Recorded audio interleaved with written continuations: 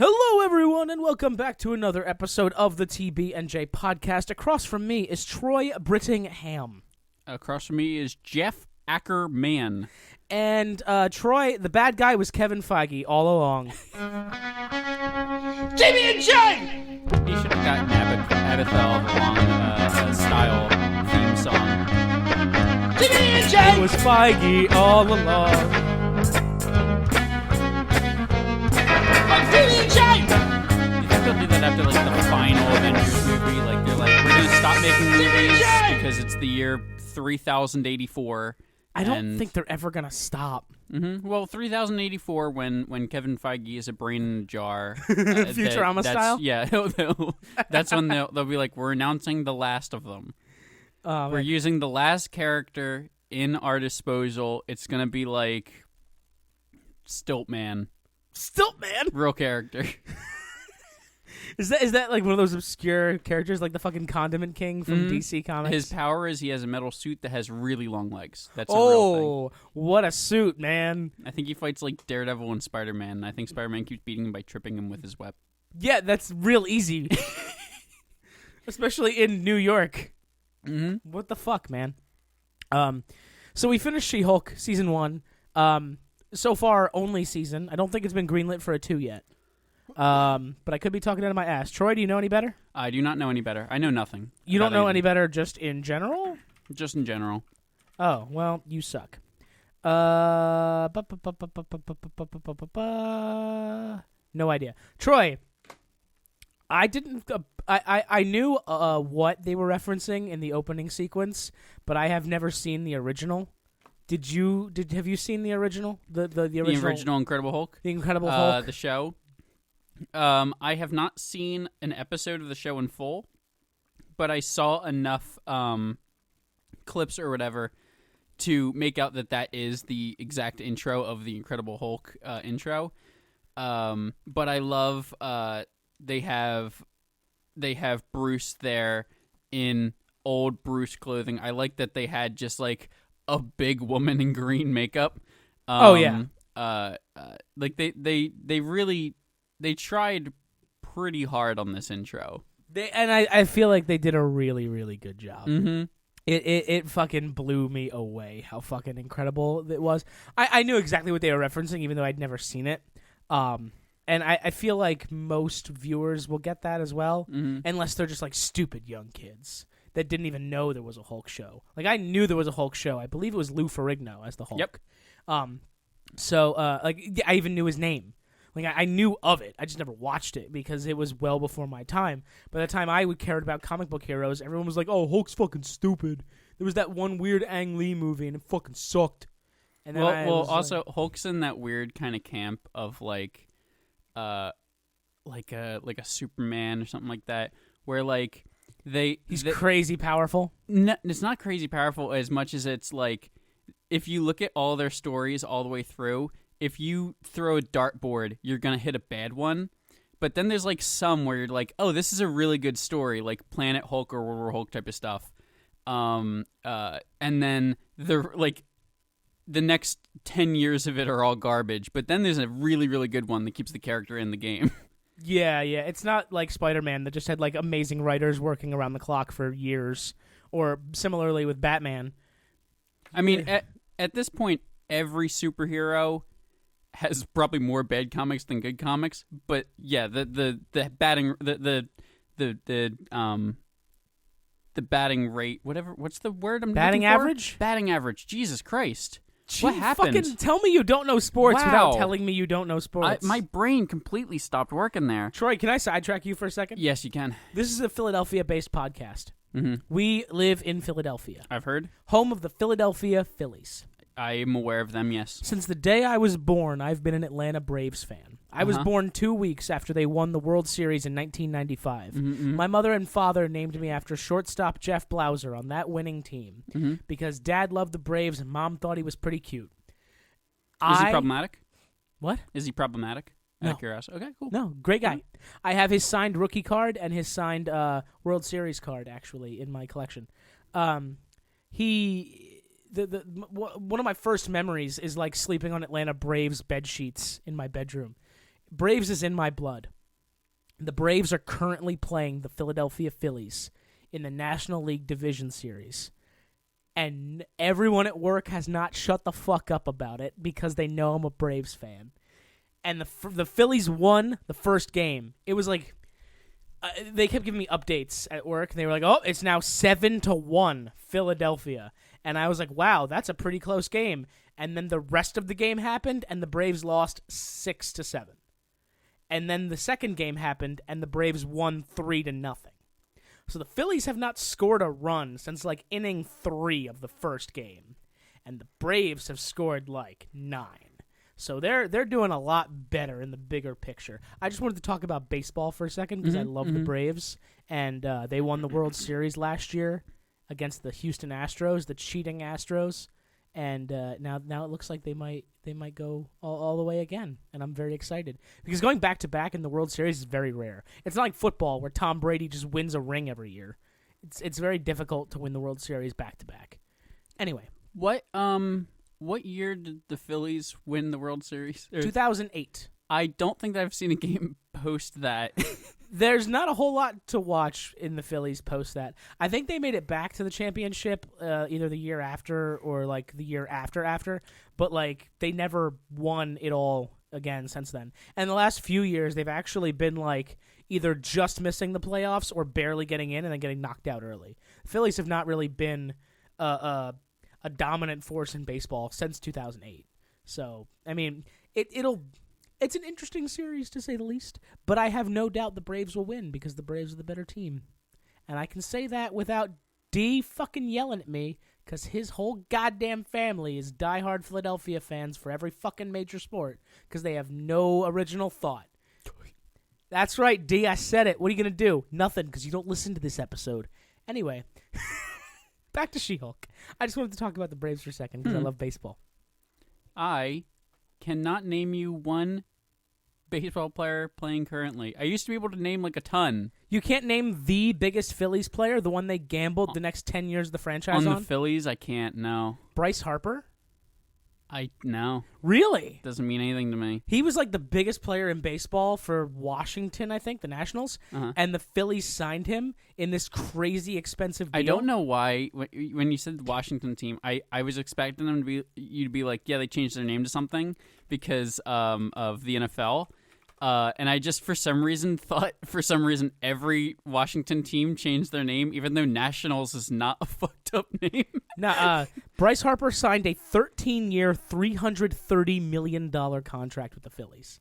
They have gambled so much of their cap space and their future on this guy, and I fucking loved it because for the first year of him being in Philadelphia, he did nothing. He was so bad. You need to do like a bi-weekly podcast by yourself where you just ramble about all of your sports takes to just no one. Don't invite D on. Well, D doesn't care about sports except hockey. Mm-hmm. D only cares about baseball because the Phillies are in the playoffs right now.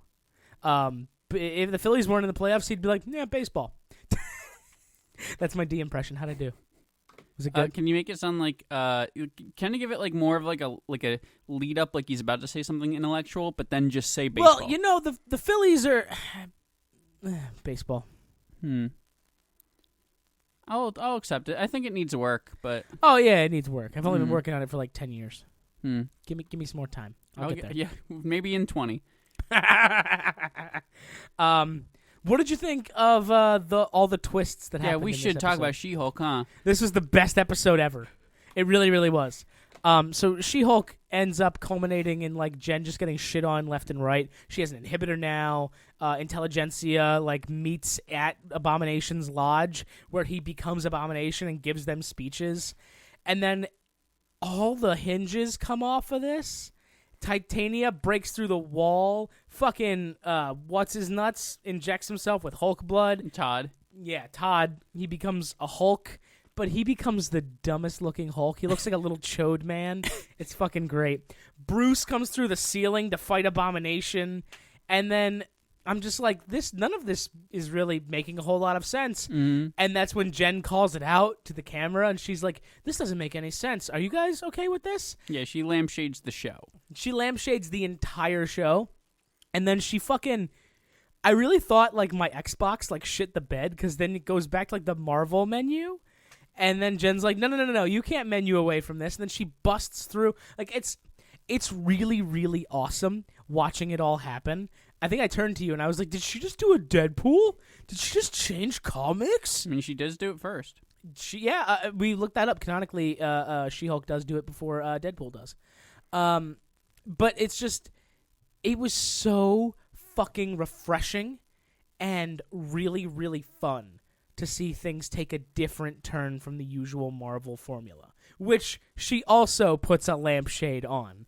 And, like, we find out everything's being controlled by Kevin, this, like, knowledge extrapolator, blah, blah, blah thing. And I was like, oh, it's Kevin Feige, but like it wasn't directly Kevin Feige. I kept saying I was hoping that it was going to be Kevin Feige's real life face on a MODOK, and it kind of ended up like the vibe of it, but it didn't they didn't go that far with it. I feel like from what I've seen of Kevin Feige in like interviews and stuff on YouTube, that thing had the cadence of Kevin Feige, like it talked like him. Even though it didn't look like him because it's obviously just like a film camera or a brain or whatever. Right. But it was it's really... HAL 9000. It's emotionless. That's literally... It's just a bunch of lights. It's GLaDOS from Portal. It's HAL 9000. It's whatever. It was so fucking refreshing. I loved it so much that they called out the Marvel bullshit.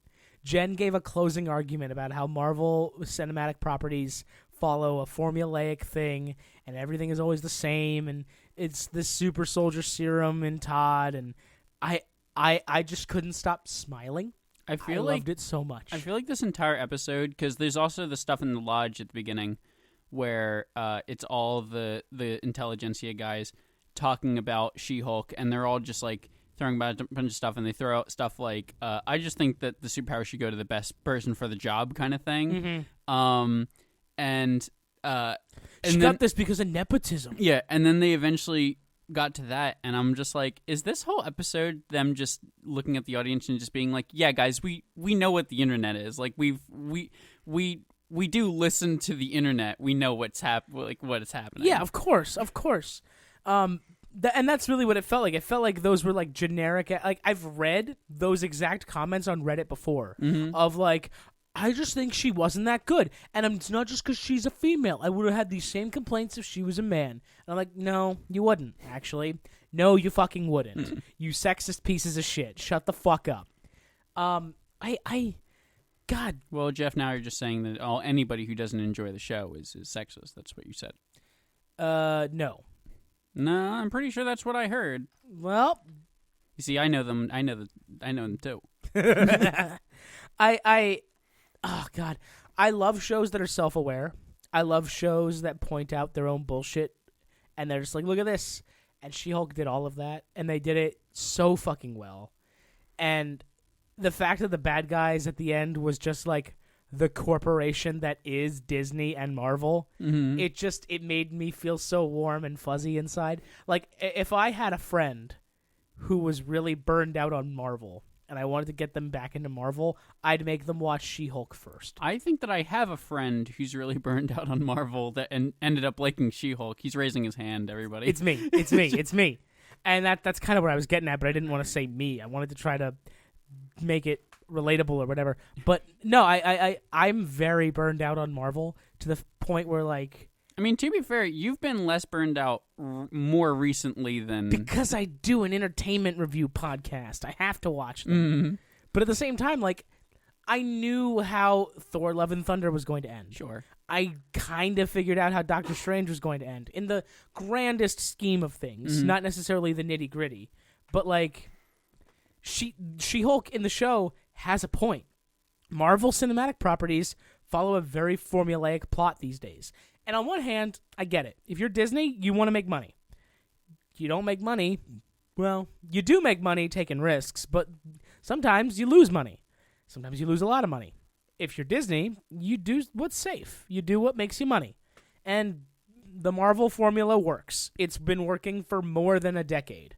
Like, also, there is something to be said about there are people who, when it deviates from that, we don't really talk about this as much because they're not like as vocal on the internet, I feel like. But if it deviates off of sort of the formula, there are like general audience people who don't like that. Yeah, because people go into Marvel movies knowing what they want. Yeah. It's the McDonald's thing, right? Like, you can be in a foreign country and Americans still go to McDonald's. They don't go to the restaurants. They don't try the new foods. Why? Because they know what McDonald's is and they know what to expect. Like, that's just the thing, right? But it's also interesting, though, because I have always maintained that they're not necessarily like just the fast food of movies, because if you really like break them apart, like there is stuff there in all of them, and like the characters, most of the characters. I'm looking at Eternals.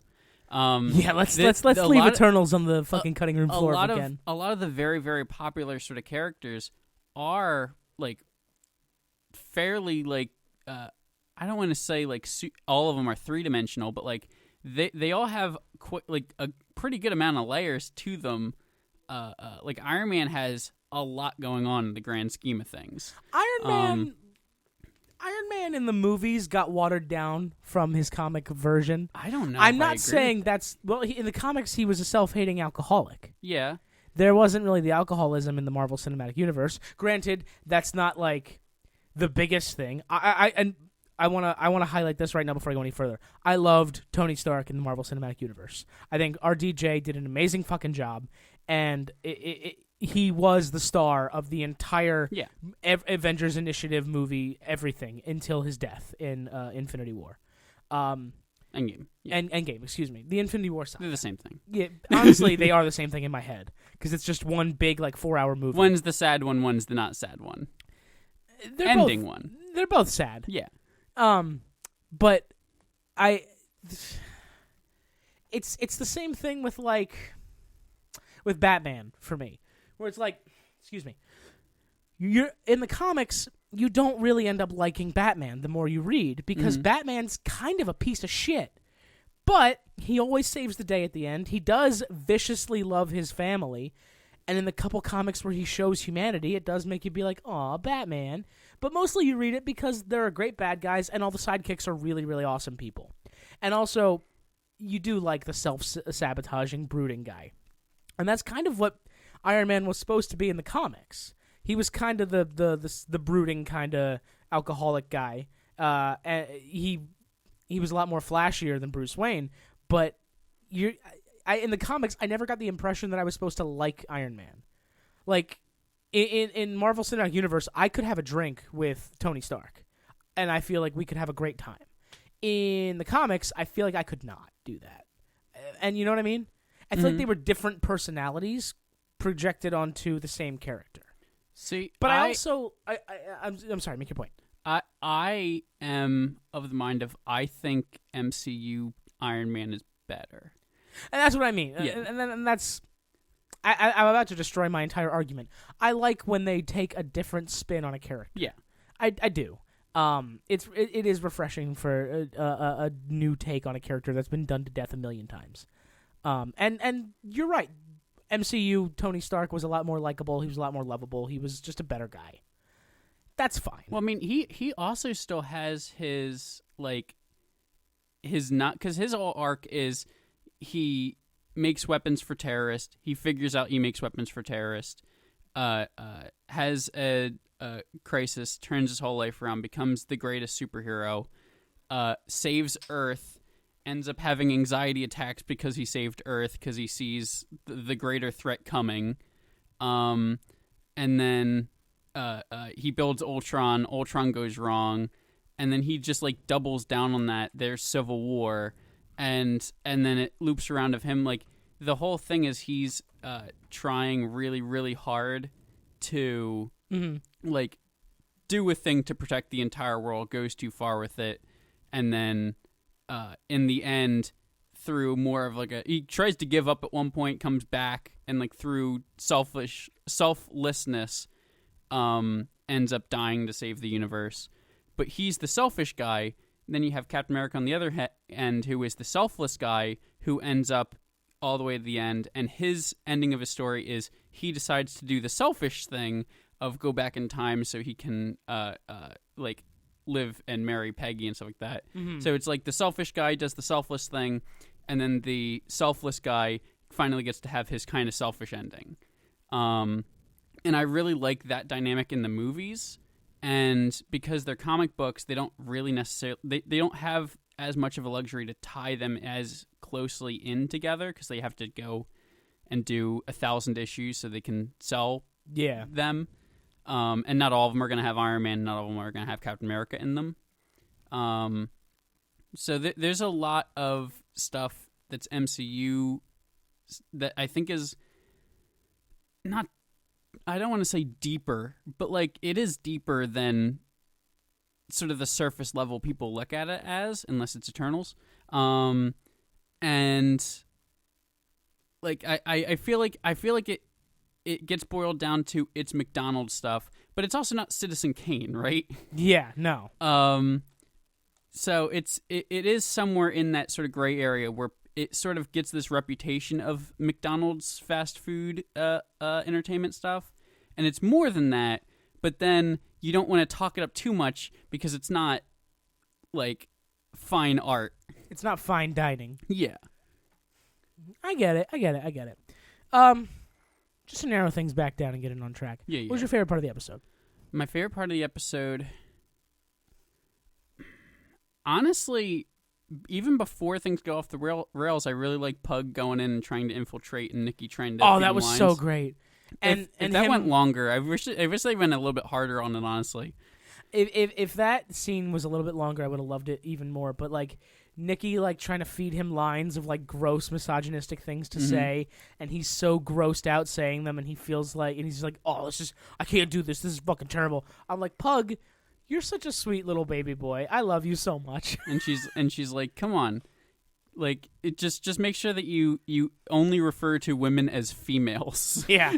Oh, man. This show has been so self-aware of just how much, like, anti-female hate it got, and I've loved it every single step of the way. It's been so much fun watching the jokes and seeing all of the fourth wall breaks. We really picked all the shows that are doing that at the moment, I feel like. What do you mean? Because we're doing Lord of the Rings, and House of the Dragon. Lord of the Rings isn't doing bad? No, I'm saying that they all have sort of that sort of sentiment behind it on internet reviews and stuff. Yeah. Yeah. And then House of the Dragon. So House of the Dragon's weird because it started. You're not even on that podcast. I'm not, but I know all the drama around it. By the way, if you listen to this podcast and you also listen to House of the Dragon, it's a little late because Dee's life has been hectic and he doesn't want to miss this episode. So we'll probably record it this weekend. It'll be up on like Saturday or Sunday. But House of the Dragon like started off, and people were like mad about it because there's like, oh, there's black Targaryens or whatever. And there was I forget what the guy's name is, but there's one guy who makes all these videos that are like this. Like he has probably multiple anti-She-Hulk videos. Ben Shapiro. No, no. No, but also yes.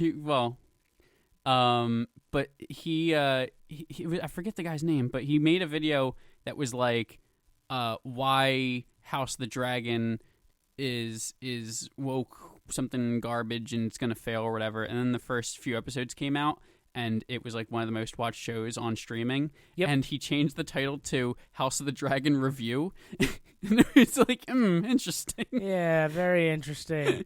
The show that got greenlit for a second season before the first season even came out. Interesting. Speaking of, officially, She-Hulk does not have a season 2 yet. Gotcha. It has not been announced, confirmed, or anything. But it's probably going to happen, right? Mm-hmm. I mean, honestly, I could go on and on about how much I loved this show, but like that's not entertaining podcast. What did you think of Scar?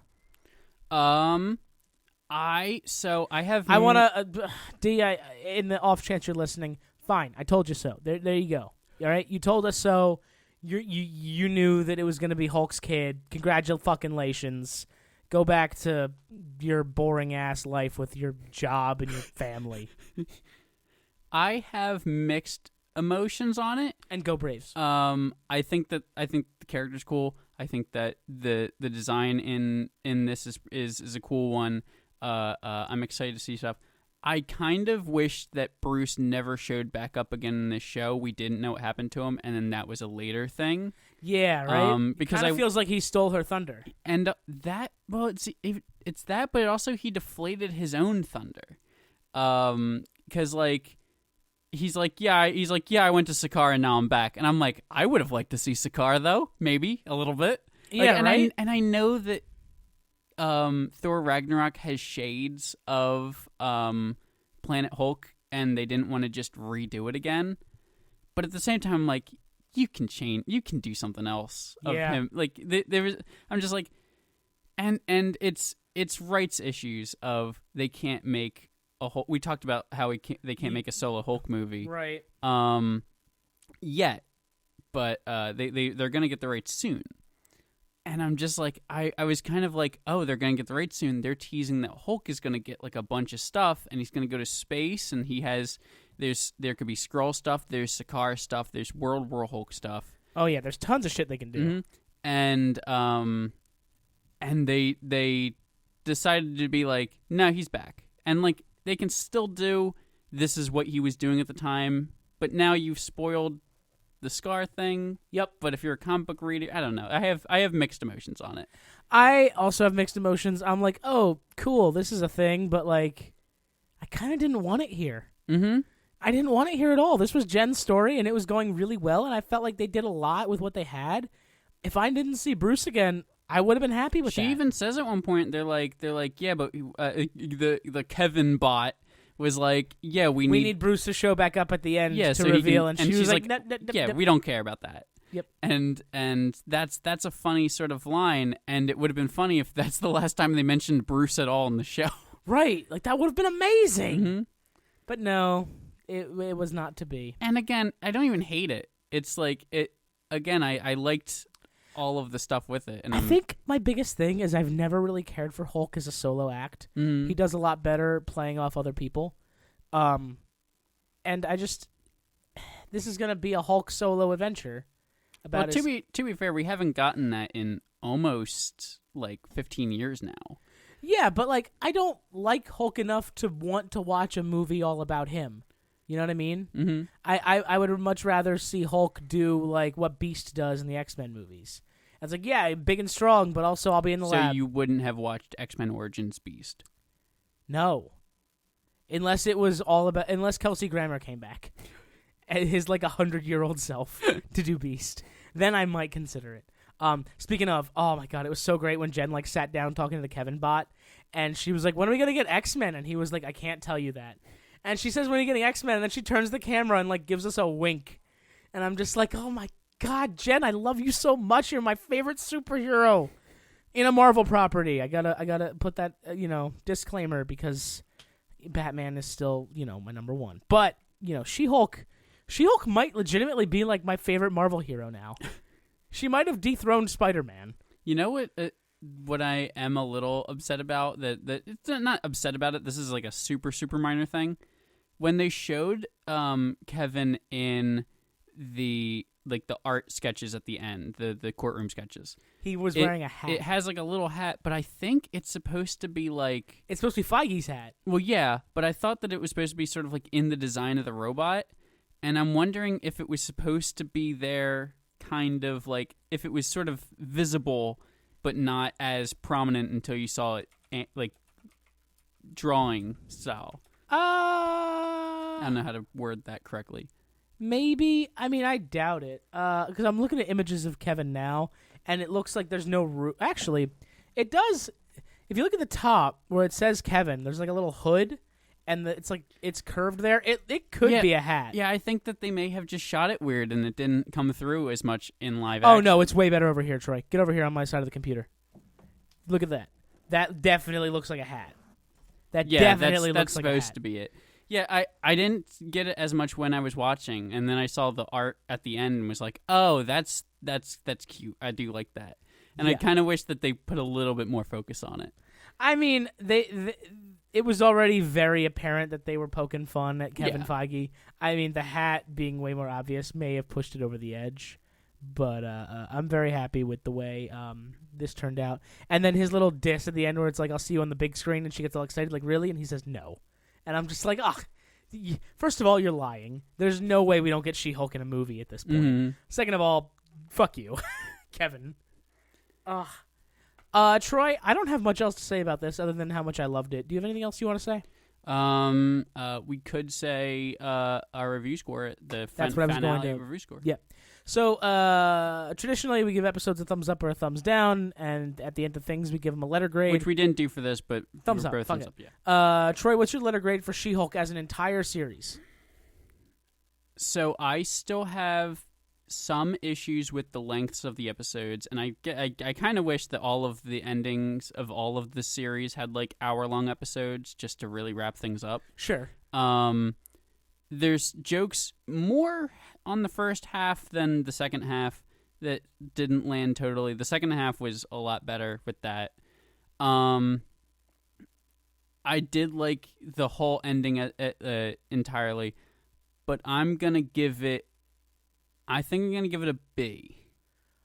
I think I did B 3 times in a row. I think I'm sticking with it. I think it was very B. It was good, not great, Mm-hmm. or maybe great, not excellent. I don't know what words you want to use. Yeah. I think I'm right around where you are. I might be a B+ or an A-. I might be a step up above. I mean, that. you did definitely like it more than me, and I liked it. So Yeah, I loved this. But it wasn't flawless. I mean, the CGI wasn't perfect, mm-hmm. but I mean, it's better sometimes than others. I'm also very forgiving on CGI unless it's like blatantly bad. Mm-hmm. Like if it looks good enough, I'm usually like, that's fine. But if it's like really, really bad, I'm like, nah, right. I feel like I called this a little bit of I heard a lot of people before the show came out where they were just like, the CGI looks bad and all the trailers and everything, and I feel like the CGI is obviously not like it's not movie quality, yeah. but it's not bad. Yeah, and like sometimes it looks bad, sometimes it looks good, sometimes it looks in between. You have to temper your expectations. You're Yeah. not watching like a $300 million budgeted movie. Mm-hmm. You're watching a TV series. The budget's probably a couple million, if that.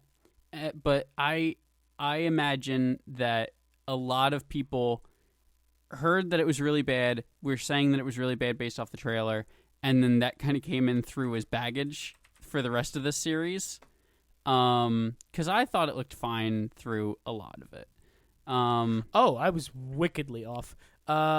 She-Hulk budget per episode is around $25 million. Yeah, I knew that Marvel shows are pretty high budget. I mean, that's the entire budget. I'm wondering how much of that is like writers versus like producer versus like that whole $25 million. Money goes fast when you're making shit.